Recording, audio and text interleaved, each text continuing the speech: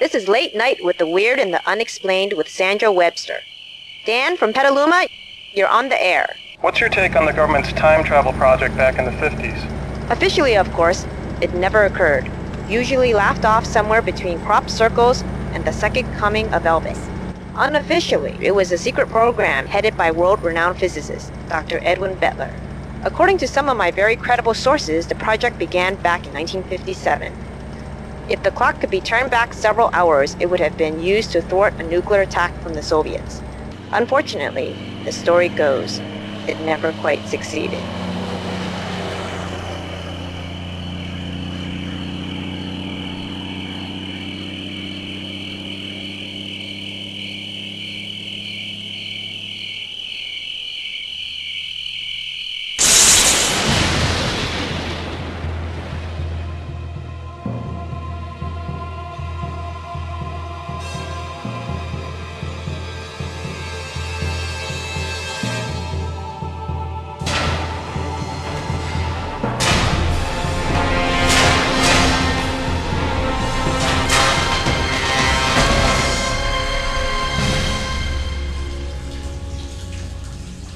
The atomic properties are unknown, and its magnetic structure doubles back on itself, then returns to normal. This rare, precious metal will make me the most powerful man on the planet!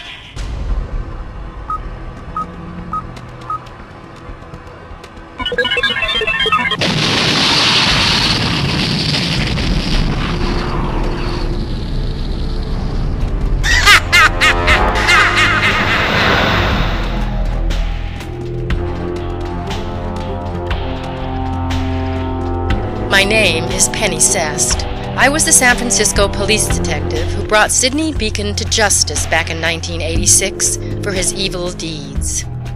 I am now the San Francisco Police Commissioner. My current mission is to stop him before he creates a time paradox that could destroy the world, if not the universe.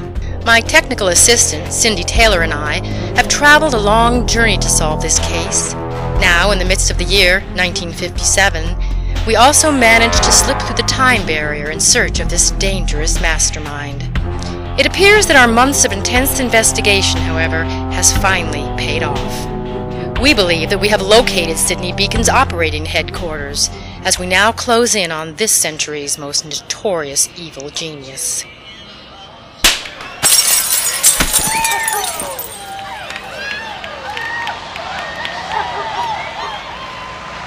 Are you sure this is the street, Cindy? When they brought me here, I was blindfolded and drugged.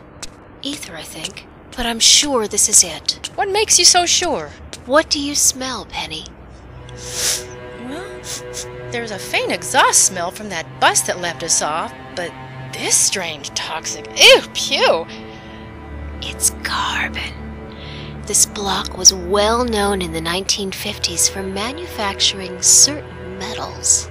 Even though you were blindfolded, the smell of this stink hole has made an impression on your... Bingo!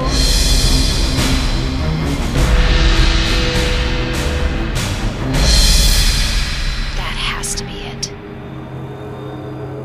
My God, Cindy, what perverted looking... What is it about this building?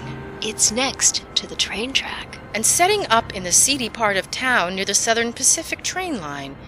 It's definitely Sidney Beacon's M.O.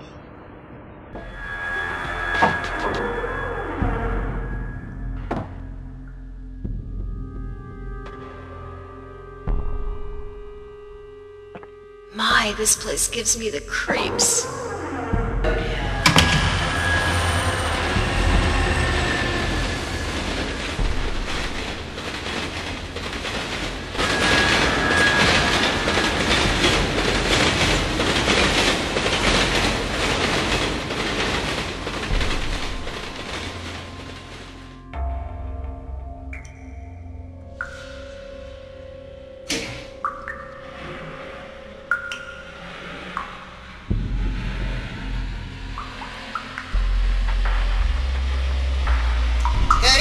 Ladies, We have some company. welcome to my laboratory in your morgue. You're not getting away with this, Beacon. You have been such a thorn in my side over the last 15 years, Penny Cest. And you, Cindy Taylor, I convinced a judge to release you from prison. And what did I get? Beacon, that was almost 20 years ago. Relative to 2000 and... Oh, by the way, I'm sorry to hear about your boyfriend, Cindy. What are you talking about? He had a much unfortunate accident in what was once your home.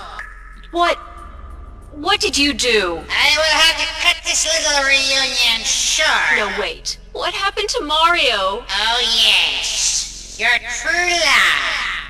You met him on a spur because you were going through some sort of pre-midlife. And he was so different than you, a biker. Shut up! Mario is a good man. You're such a romantic dreamer. You're pathetic. He is no longer with us. Good man. Cindy, he's baiting you. Shut up. I have an appointment with San Francisco Mayor Gatsby in 2002. Time is money, you know.